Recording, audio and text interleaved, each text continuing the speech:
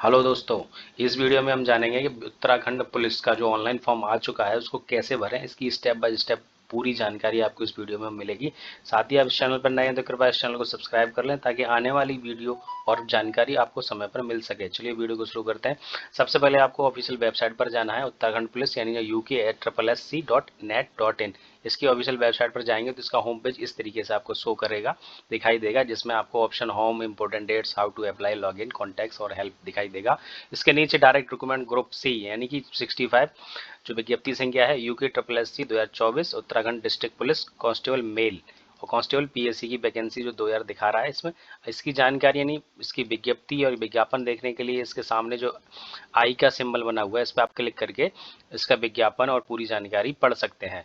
साथ ही अप्लाई करने के लिए आपको इसी वेबसाइट पर दोबारा आना है। इसके नीचे जब स्टेप स्क्रॉल करेंगे तो नीचे डिटेल सारी दी हुई है, इसको भी ध्यान से आप पढ़ते चले जाएं कि क्या क्या जरूरत है फॉर्म भरते टाइम की। लास्ट में नीचे ऑप्शन मिलेगा आपको अप्लाई नाउ का, इस पर आप क्लिक करेंगे। क्लिक करने के बाद आपको ये सबसे पहला ऑप्शन दिखाई देगा, क्या आपने होमगार्ड या उत्तराखंड होमगार्ड एवं नागरिक सुरक्षा विभाग के पद पर 3 वर्ष की नियमित सेवा पूरी कर ली है और ये वह सक्षम अधिकारी जिला कमांडेंट होमगार्ड द्वारा सेवा से संबंधित प्रमाण पत्र निर्गत किया गया। अगर आपके पास सर्टिफिकेट है तो आप यस करें, नहीं है तो नो करें। ठीक है, अगले स्टेप पर आपको कैंडिडेट नेम यानी स्टेप आपको जो है अपना नाम लिखना है जो डॉक्यूमेंट के अनुसार होना चाहिए, 10th की मार्कशीट के अनुसार। अगला स्टेप फादर्स नेम, यहाँ आपको अपने पिताजी का नाम लिखना है डॉक्यूमेंट के अनुसार। अगला तीसरा स्टेप है माता का नाम लिखना है यानी मदर्स नेम। चौथा स्टेप है डेट ऑफ बर्थ, आपको यहाँ स्टेप अपनी डेट ऑफ बर्थ लिखनी है, दर्ज कर देनी है। उसके जस्ट अगला स्टेप आएगा जेंडर का। इसमें जेंडर में आपको मेल ही ऑप्शन दिखाई दे रहा है जिसमें मेल सेलेक्ट करना है। इसका अगला स्टेप है मॉरिटल स्टेटस यानी मैरिड है अनमैरिड है, जो भी ऑप्शन आप सेलेक्ट करना चाहें कर सकते हैं। अगला स्टेप है आपका नेशनलिटी, इंडियन, राष्ट्रीयता, यहाँ पे इंडियन सेलेक्ट करना है। और 2 कैटेगरी अगर उसमें से आप आते हैं तो उन दोनों कैटेगरी में से आप सेलेक्ट कर सकते हैं। अगर इंडियन है तो इंडियन सेलेक्ट करें।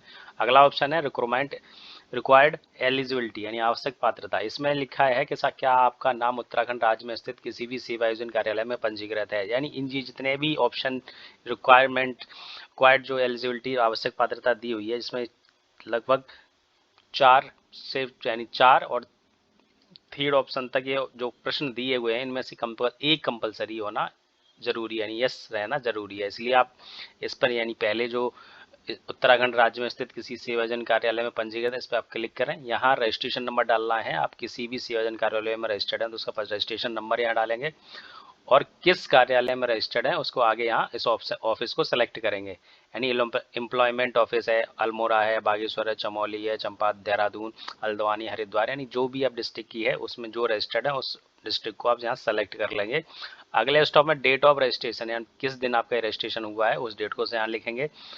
अगला ऑप्शन है registration date valid up to, यानी जो सर्टिफिकेट है आपका जो रजिस्ट्रेशन है वो कितने डेट तक ये वैलिड है, वो की रजिस्ट्रेशन की डेट से जब तक वैलिड है वैलिड की डेट यहाँ आपको दर्ज कर देनी है।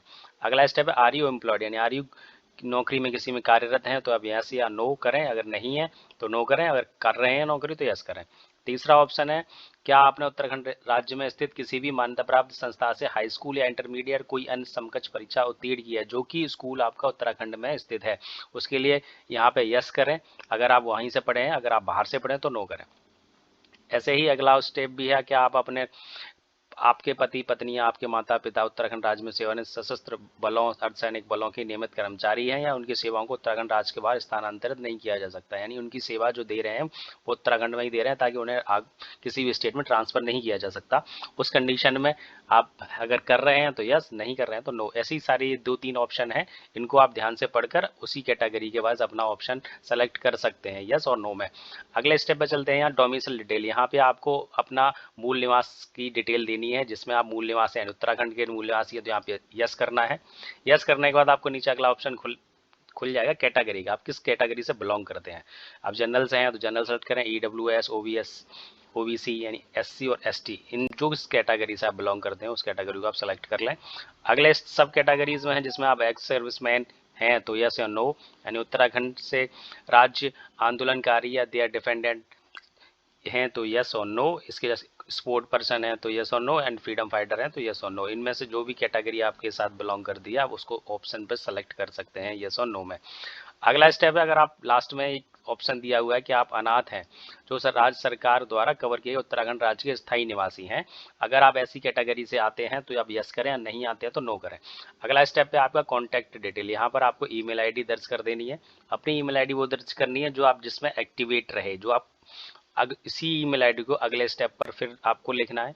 अगला स्टेप है मोबाइल नंबर, उसको मोबाइल नंबर को लिखना है। अगला स्टेप पे है वर्तमान पता, एड्रेस लिखना है आपको इस फर्स्ट लाइन सेकंड लाइन, और इधर तीसरे ऑप्शन पे स्टेट सेलेक्ट करना है आपको, जिस स्टेट से हैं आप बिलोंग करते हैं। अगला डिस्ट्रिक्ट सेलेक्ट करना है।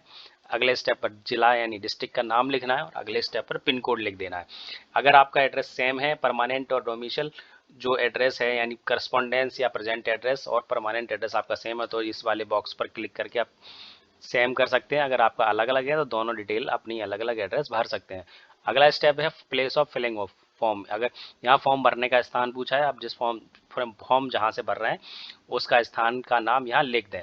अगला स्टेप पे आपको पासवर्ड बनाने का ऑप्शन मिलेगा, जिसमें आपको पासवर्ड बनाने के लिए आपको एक बड़ा अक्षर कैपिटल लेटर, उसके बाद एक स्मॉल लेटर, और साथ ही एक सिंबल यानी @ या कोई हैश, साथ ही न्यूमेरिक वैल्यू का इस्तेमाल करके आप मिनिमम 8 अंकों का पासवर्ड यहाँ बना सकते हैं। पासवर्ड बनाने के बाद आपको यहाँ जो नीचे सिक्योरिटी की दे रखी है, ये इस तरीके से कैप्चा कोड दिखाई देगा। इसको यहाँ दर्ज करने के बाद आपको सबमिट पर क्लिक कर देना है। सबमिट पर क्लिक करेंगे आपको ये प्रीव्यू दिखाई देगा। उसे प्रीव्यू दिखाई देने के बाद आपको उस प्रीव्यू पर जाकर सबमिट कर देना है। इस तरीके से आपका रजिस्ट्रेशन हो जाएगा। रजिस्ट्रेशन कंप्लीट होने के बाद आपको लॉगिन यानी लॉगिन करना है। लॉगिन पर क्लिक करना है। लॉगिन पर क्लिक करेंगे तो उसके बाद आपको यहाँ सबसे पहले ऑप्शन दिखाई देगा ईमेल आईडी का और नीचे पासवर्ड का, जिसमें आपको पहले जो ईमेल आईडी आपने रजिस्ट्रेशन करते टाइम डाली थी वही ईमेल आईडी आपको यहाँ पर लिख देनी है, दर्ज कर देनी है। अगला उसमें पासवर्ड पूछा है तो उसमें पासवर्ड आपने जो उस टाइम क्रिएट किया था रजिस्ट्रेशन करते टाइम, वो पासवर्ड आपको यहाँ दर्ज कर देना है।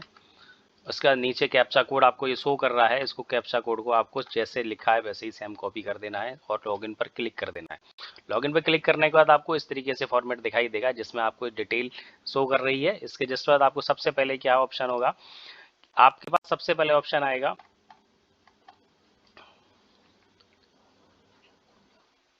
जो आपने डिटेल भरी है वो आपको शो कर जाएगी। इसके जस्ट बाद आपको रजिस्ट्रेशन करते टाइम सारी डिटेल आपको शो करेगी। रजिस्ट्रेशन की डिटेल शो कर रही है आपकी डिटेल। उसके जस्ट बाद अगला स्टेप पर आप कंटिन्यू करेंगे।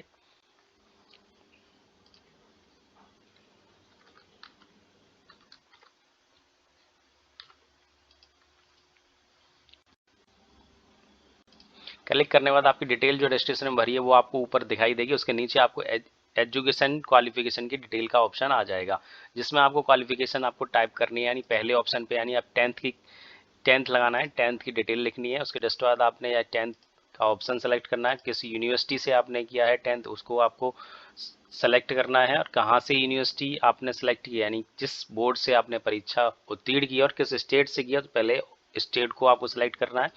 उसके अगले ऑप्शन पे आके आपको बोर्ड का नंबर सेलेक्ट करना है, यानी किस बोर्ड से आपने 10th पास किया हुआ है उसको सेलेक्ट करना है। उसके अगले स्टेप पर आपको किस सन में आपने 10th किया है उसको लिखना है।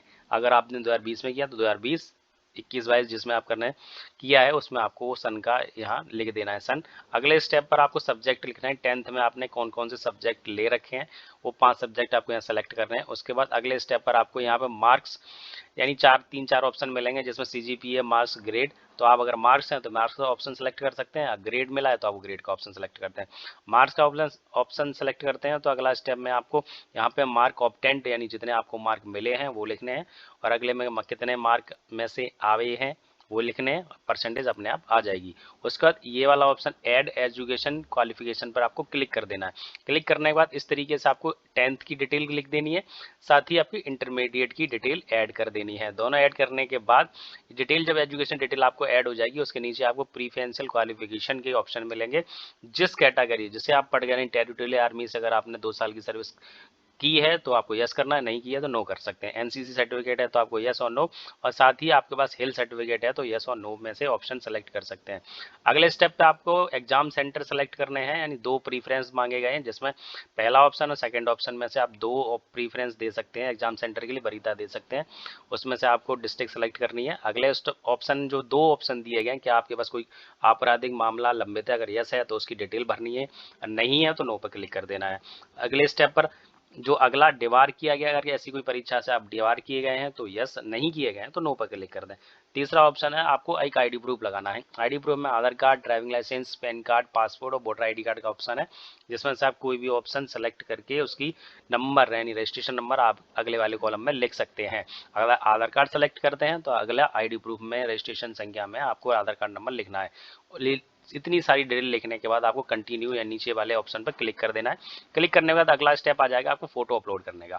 फोटो अपलोड करने के लिए आपको यहाँ सबसे पहले दो ऑप्शन दिखाई देंगे, यानी फोटो और सिग्नेचर के लिए। फोटो और सिग्नेचर अपलोड करने के लिए यार इस चूज फाइल पर इस पर क्लिक करेंगे। क्लिक करने के बाद आपको कोई भी फोटो अपलोड, यानी जो आपने फोटो सेव कर रखा है अपना, उस पर आप फोटो को सेलेक्ट कर लेंगे। सेलेक्ट करने के बाद आप अगर फोटो आप उस साइज में नहीं बना पा रहे हैं और आपका फोटो आपने सेलेक्ट किया लेकिन वो रेड मार्क आ रहा है इस तरीके से, क्लोज आ रहा है और वेरीफाई का ऑप्शन सिंबल नहीं दिखा रहा है, इसका मतलब क्या है कि आपको ये फोटो आपका उस साइज के अनुसार नहीं है।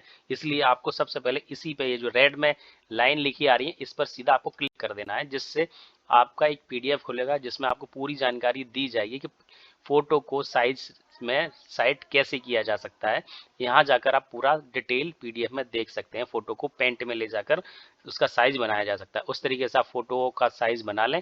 साइज बनाने के बाद आप यहाँ फोटो और साइन दोनों को अपलोड करने के बाद कंटिन्यू पर क्लिक कर देंगे। कंटिन्यू पर क्लिक करने के बाद अगला स्टेप आपको मेक पेमेंट, यानी ये जो ऑप्शन दिख रहा है मेक पेमेंट का ऑप्शन आ जाएगा। पेमेंट करने के बाद आपका फॉर्म फाइनल सबमिट हो जाएगा। इस तरीके से आप अपना फॉर्म स्टेप बाय स्टेप पूरा कंप्लीट कर सकते हैं।